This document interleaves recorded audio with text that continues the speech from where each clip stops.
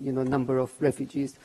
At the same time, Pakistan is also cognizant of the European Union's concerns over any illegal migrants coming in from this area to its member countries. As you know, we have taken legislative, policy and administrative measures to be able to make sure that irregular migration from Pakistan is minimized and eventually completely stopped. Now, I also know that in the Pakistan-European Union Strategic Engagement Plan, which was signed in 2019, both sides had agreed to work towards a broader, a mutually beneficial and a comprehensive dialogue on migration and mobility with clear targets and joint commitments. Now, I know that we haven't made much headway on that in the past, and therefore I'm very pleased to welcome you to Pakistan today as you come with a commitment from the European Union to launch a dialogue on migration and mobility in the first half of next year. And this, strategically speaking, is how I see this relationship going forward. We minimize the possibility of illegal migration, at the same time open doors wide for legal migration of both, the talent pool that exists in Pakistan. Pakistan clearly is a country which has exportable surplus when it comes to human resource. And we believe that we have every possibility to be able to engage together to ensure that the infrastructure is provided both in terms of language courses, skill training, and the very sophisticated pool of skilled labor that already exists, within the IT sector and others to find a win-win situation. As I've said before, we understand that the European Union is currently faced with a shortage of manpower in information technology, in startups and other important areas. Now, Pakistan, as we all know, possesses a large pool of readily available skilled areas in many fields. And around 65% of our population is below the age of 35. There are many schools and universities which produce very talented people in IT, healthcare, software engineering and other areas. We have also now established a mechanism to recruit and export manpower in many fields. So Pakistan is therefore well placed today to provide the European Union with the required manpower. I hope that the dialogue on migration and mobility will be fruitful and add another important dimension to what has truly been a beneficial Pakistan-European Union relations. And at the end, I think I would be amiss if I were not to at least mention one other area which has served the countries well, the European Union and Pakistan well, which is the area of GSP+. This, as we all know, has been a win-win. We have seen an escalation of exports from both countries more than 60%. So whether the numbers are 68% and 86% or vice versa, I think this has been a win-win, and therefore we are looking towards that, the ongoing dialogue on that, and the continuation of that to offer win-win possibilities to the two. Thank you very much. Start by thank you, Minister Rabbani Khar, for the excellent discussions today.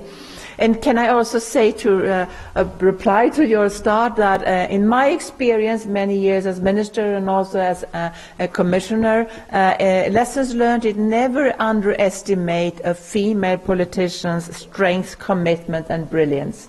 And thank you very much, Hina. I think really we had a very warm and good talk today, and I think that we can do a lot of things together.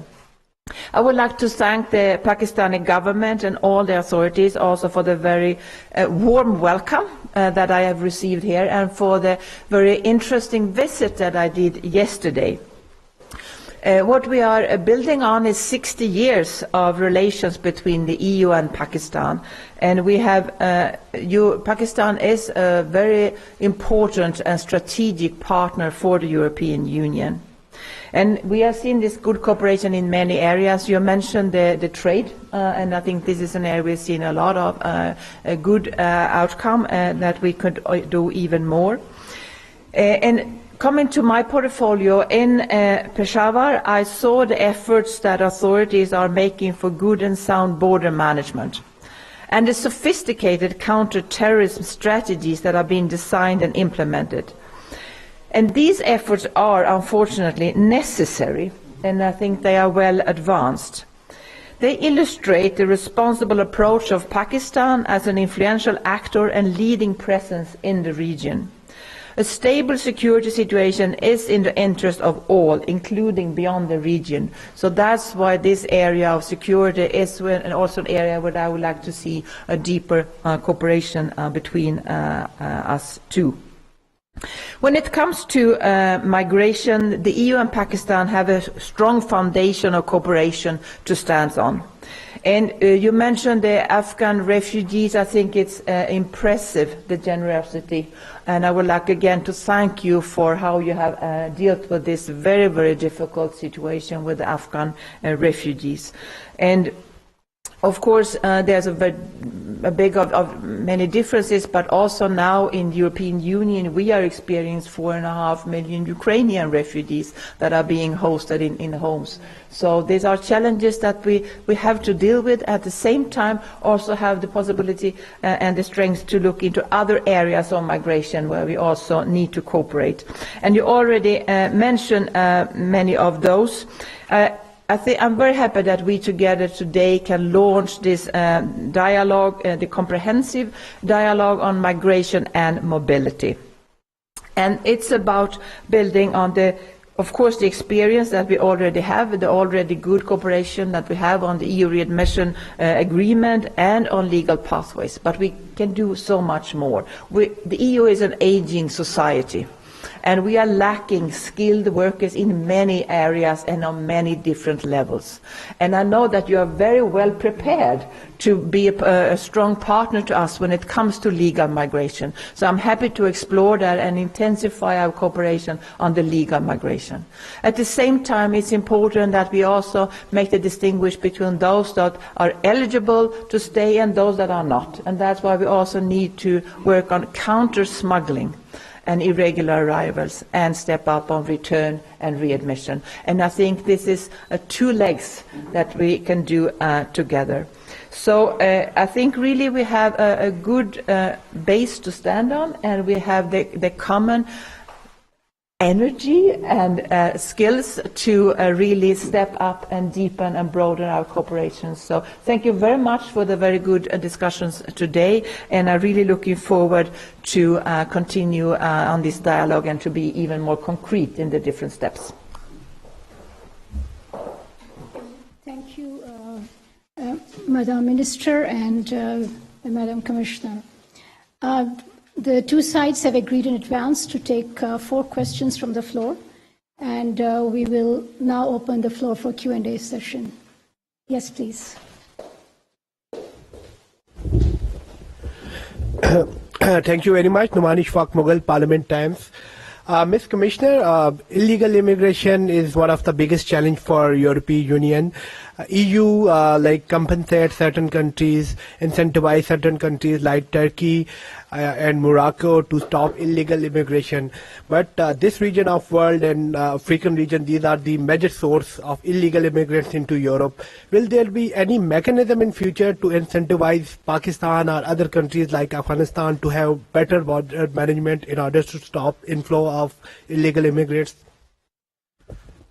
We are already cooperating in this area, and we are ready to step up in all these areas. That's why we are launching this dialogue on migration and mobility. So we see the needs, and we are also ready with funding when it comes to support the legal migration. Could be in the format of the talent partnership. So this is what we would like to explore further.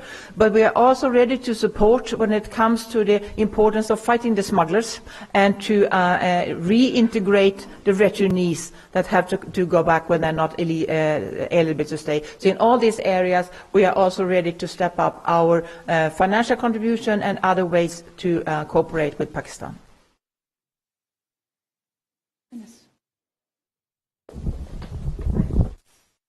Questions, one each basically, one for the visiting dignitary and one for Madam Minister.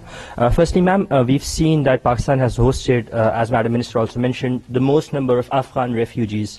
But over the time, we've seen that there's this negativity coming in from across the border, particularly when it comes to Pakistan, irrespective of the generosity that Pakistan has offered. So would there be any advice from your end, because Pakistan has suffered extremely at the hands of terrorism that is emanating from across the border, and these issues come with the refugees as well, some of them particularly. So would there be any advice from your end to the government irrespective if it's a republic or if it's an interim government by the Taliban? Number one. Number two, to Madam Minister, we've seen that the date for refugees' return has now been set for the 25th of December. So would it be extended, or is the government in favor of extending it further? Thank you. I can be very short on your first question. I'm not in a position to advise the Pakistani government when it comes to the Afghan refugees. I must say that I very much appreciate what has been done, but I stand ready with our support and our cooperation to deal with the situation. Okay, allow me to say that I think we don't seek acknowledgement or appreciation from others to do what we need to do for ourselves, right? And I think Pakistan is a proud country for having taken its international responsibilities very, very seriously, not for the last 4 months or the last 4 years, for the last 4 decades.